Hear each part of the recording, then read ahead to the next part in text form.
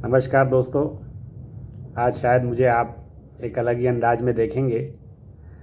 मेरा प्रिय विषय इंग्लिश है और मैं कई वर्षों से पढ़ा रहा हूँ। तो 22 फरवरी को जो बच्चे लोग जो है इंग्लिश के लिए अपनी तैयारी कर रहे हैं, तो दोस्तों मैं कुछ टिप्स देना चाहता हूँ आपको। आप अगर उनको देख लेंगे एक बार, सिर्फ 10 मिनट का एक वीडियो है मेरा, मुझे लगता है अगर ये देख लेंगे तो शायद आपको फ़ायदा होगा। देखिए, दो प्रकार का वर्क होता है, एक तो स्मार्ट वर्क कहते हैं, एक हार्ड वर्क कहते हैं। अच्छा, हार्ड वर्क तो हम सब लोग करते हैं, लेकिन क्योंकि अब हम 21वीं सदी में प्रवेश कर चुके हैं, तो अब है स्मार्ट वर्क की बात।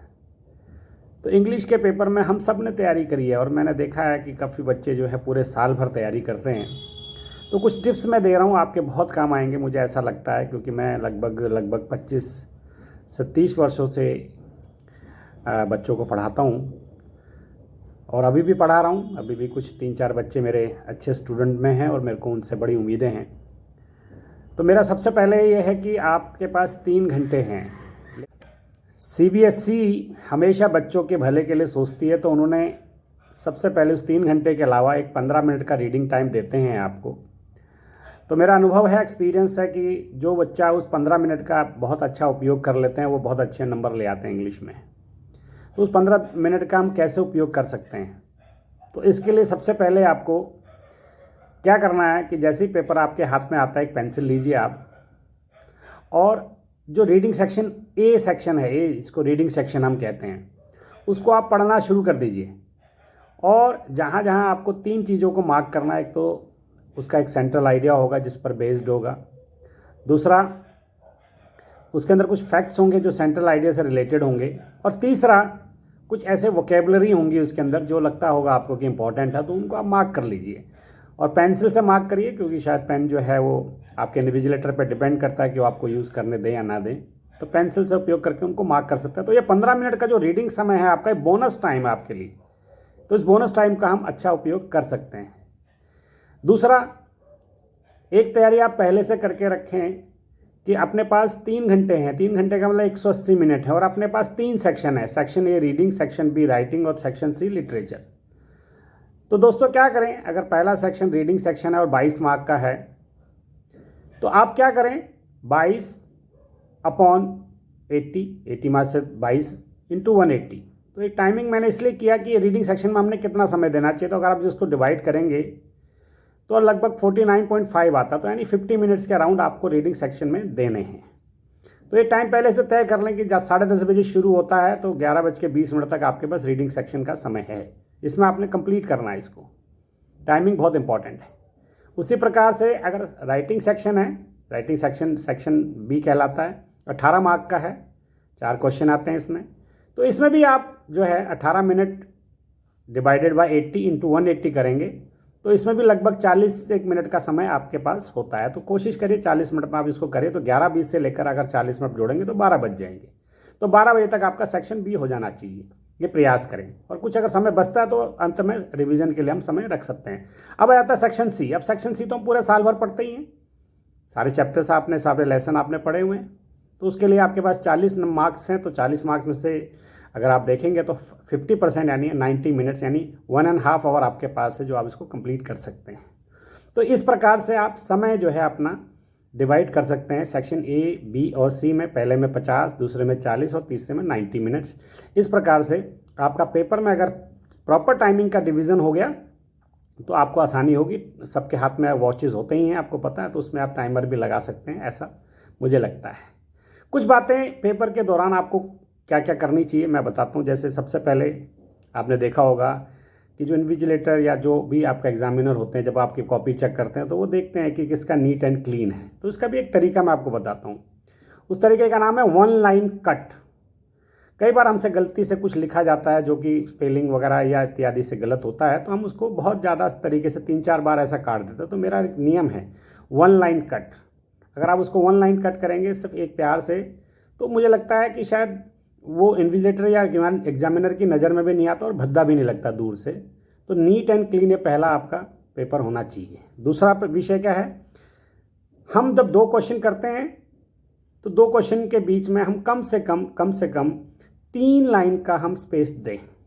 देखिए आपको पेपर के लिए कोई एक्स्ट्रा कॉस्ट तो देनी नहीं है, तो आप 3 लाइन का स्पेसिंग जरूर दें। 3 लाइन का स्पेसिंग इसलिए कि कभी कभी क्या होता है, कोई चीज़ आपको बाद में पता चलती है, बाद में ध्यान आता है कि अरे मैंने लिखना तो आप वो 1 लाइन में लिख सकते हैं, तो तब भी 2 लाइन का स्पेसिंग होगा, तो उससे आपका जो है वो नीट एंड क्लीन दिखेगा। तो 3 लाइन स्पेसिंग जब भी 2 क्वेश्चंस के बीच में होनी चाहिए। अगला, कोई भी लॉन्ग क्वेश्चन होता है, जैसे आर्टिकल है, रिपोर्ट राइटिंग है, लेटर है इत्यादि है, तो इनको आप हमेशा फ्रेश पेज से शुरू करें। अगर 4-5 लाइनें छोड़नी पड़े तो कोई बात नहीं, छोड़ दीजिए, लेकिन ये हमेशा नए फ्रेश पेज से होने चाहिए और बॉक्स में होने चाहिए। तो बॉक्स में अगर करेंगे तो आपको बहुत अच्छा लगेगा। तो ये आप नए पेज से शुरू करें, जिससे कि जो इन्विजिलेटर या एग्जामिनर जो अभी है आपके जो कॉपी चेक करेंगे, तो वो उनके मन में एक इंप्रेशन आएगा और आपका क्वेश्चन टूटेगा नहीं, 2 पार्ट्स में नहीं आएगा, तो एक इंप्रेशन अच्छा पड़ेगा। तो ये भी एक टिप्स हो सकती है जो कि अच्छा आपका इंप्रेशन डाल सकती है। अगला है, जब भी आप क्वेश्चन पेपर आपके हाथ में आता है तो आप टिकिंग जरूर करें कि मैंने कौन सा क्वेश्चन कर लिया है, क्वेश्चन नहीं कर लिया। कई बार क्या होता है, हमसे कोई क्वेश्चन छूट जाता है क्योंकि प्रेशर इतना ज़्यादा होता है, और बहुत से, मेरे ख्याल से 90% बच्चों का तो फर्स्ट पेपर है, तो बहुत ज़्यादा प्रेशर होगा बोर्ड का आपके ऊपर। तो आप जो भी क्वेश्चन आप करते हैं तो उसको टिकिंग कर लें कि हाँ मैंने ये कर लिया, और फिर अंत में जिस समय रिवीजन का समय होता है, आप देखें कि आपने कौन कौन से क्वेश्चन टिक कर लिए, कौन से क्वेश्चन टिक नहीं किए। अगला एक और है, मेरा निवेदन है कि आप सब लोग सीक्वेंस में जो है सेक्शन करें, section A, section B, section C. बहुत से लोग ऊपर नीचे कर लेते हैं, लेकिन थोड़ा सा कभी कभी इसमें जो है दिक्कत आ सकती है, क्वेश्चन आप भूल सकते हैं और डिस्टर्बेंस भी हो सकती है। तो सीक्वेंस में करना चाहिए। अगर मान लिया आप क्वेश्चन 4 कर रहे हैं और क्वेश्चन 5 आपको आता नहीं है, तो आप उसके लिए पर्याप्त स्थान छोड़ सकते हैं। अब स्थान छूटेगा तो आपको याद भी रहेगा कि मैंने स्थान छोड़ा है।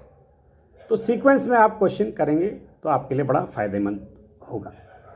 अगला एक क्वेश्चन मैंने लिखा है, वो लिखा है कि आप जब राइटिंग में लिखते हैं, क्योंकि इंग्लिश का जो पेपर है ना काफ़ी लेंदी होता है, और उसमें कई चीज़ें ऐसी हैं, राइटिंग स्किल्स होती हैं, जैसे राइटिंग है, रिपोर्ट राइटिंग है या आर्टिकल है, या तो उसमें आप कुछ अच्छे इडियम्स, प्रोवर्ब या इत्यादि या ग्रेट सेइंग, एक ग्रेट सेइंग है, मैंने कई बार मैं यूज़ करता हूँ अपने स्टूडेंट के लिए कि more you prepare luckier you appear. तो ये जब जैसे ही आप लिखते हैं तो आपको इसका एक भावार्थ जो निकल के आता है कि यदि आपकी तैयारी अच्छी होगी तो आप अपने आप को भाग्यवान समझना शुरू कर देंगे। तो ऐसे कई ग्रेट सेइंग है हमारे इसमें, तो वो आप भी यूज़ कर सकते हैं, खासकर आर्टिकल और इसमें लेटर वगैरह में भी कर सकते हैं अगर आप चाहें तो।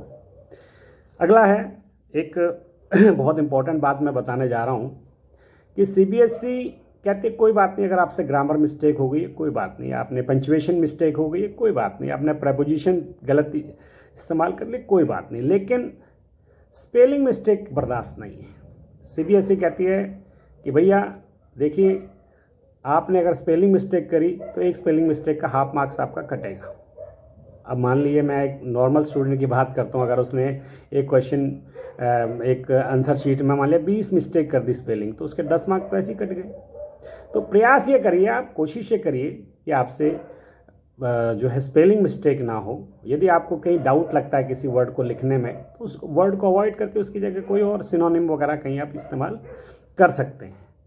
और अंत में दोस्तों, आपको ऑल द बेस्ट कह रहा हूँ मैं 12th के लिए। आप हमारे देश के कहना चाहिए भविष्य हैं, तो रिवीजन में आप अवश्य देखें कि रिवीजन जिस समय आप करते हैं तो वो रिवीजन में आप देखिए कि आपने प्रॉपर सभी क्वेश्चंस को टिकिंग करी है नहीं करी है, कि सारे क्वेश्चन आपके जो हैं वो हुए हैं या नहीं हुए हैं।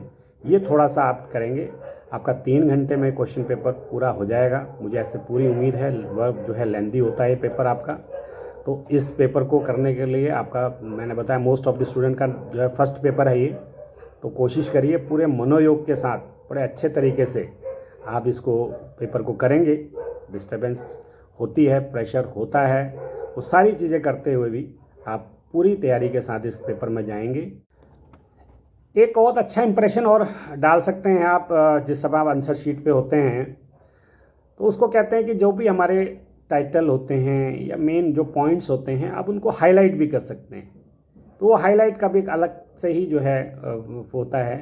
लेकिन मेरा सिर्फ ये, कई बार हम हाईलाइट या सजाने के चक्कर में समय बहुत ज़्यादा वेस्ट कर देते हैं, तो वो भी आप ध्यान करिएगा। लेकिन अगर आपके पास समय है तो आप प्रॉपर तरीके से पेंसिल से ही ज़्यादा प्रयास करिए कि हाईलाइट जो है पेंसिल से करें। जो भी प्रॉपर टाइटल है या कोई मेन फैक्ट्स है, मेन पॉइंट है, उनको आप हाईलाइट कर सकते हैं। जैसे आपने किसी लेसन में किसके ऑथर का नाम लिखना है, पोएम में पोएट का नाम लिखना है, तो उनको आप हाईलाइट कर सकते हैं। ऐसा करने से आपको बड़ा लाभ मिलने वाला है, इम्प्रेशन बहुत अच्छा पड़ने वाला है। ये छोटे छोटे टिप्स दोस्तों बहुत काम के हैं, और आप ही में से कुछ लोग टॉप करेंगे, कुछ लोग डिस्टिंक्शन लाएंगे, हमारे देश के भविष्य हैं आप। तो इन टिप्स को एक बार 10 मिनट में आप ज़रूर मेमोराइज़ करके जो है ना, उनको आप देख के ज़रूर जाएं, और हो सके तो कहीं लिख भी लें। तो इन्हीं सब टिप्स के साथ मेरा आप सभी को ऑल दी बेस्ट है। आप अपने अपने टीचर्स का, अपने अपने स्कूलों का जो है नाम रोशन करें, यही आशा के साथ। देवेंद्र दीवान।